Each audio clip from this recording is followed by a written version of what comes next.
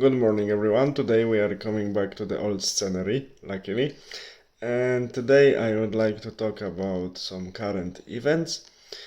Of course, everyone, after 2 years of dealing with hysteria about the only and the one famous, recently spreading small organism that was supposed to be very dangerous or not so dangerous. There are different opinions, luckily, but some of the opinions were suppressed, some of the opinions were promoted.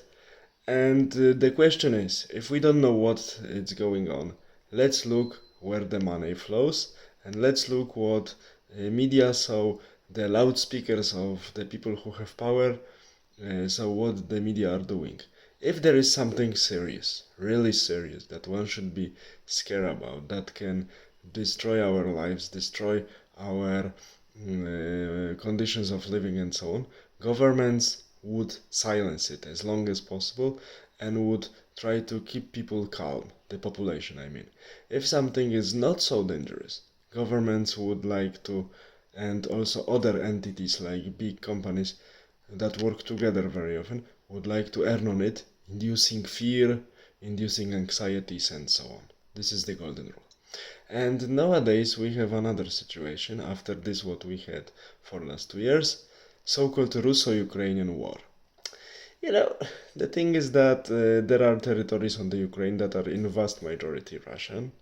They were never well integrated into Ukrainian states that in general has a great problem with its own integrity, and now it's seen. We see that there is some military action, but 200,000 people deployed on such a long border of between Russia, Ukraine, and also Belarus, because Belarus is a sort of satellite of Russia. It's not much. It's not full-scale invasion. It's simply poking the weak neighbor. Russia is poking very weak neighbor that it's actually decomposing, because most likely they want to change the regime and acquire some new territories to connect Donbass and Crimea. And there is old rule formulated by Karl von Clausewitz that the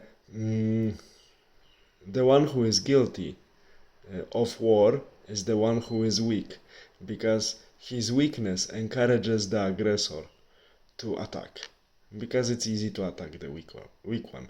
And in this case what we have, which is not full-time scale war, it's poking, checking what I can do, what Western countries will do under weak leadership and so on. So this is classical case that the reason for this military clashes and operation, actually it's not war, because even war was not declared by any of the states. It's also important to mention.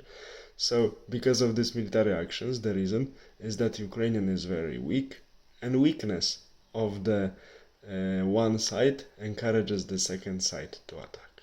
Old rule formulated by Clausewitz. This is what I see. We will see how the situation will develop.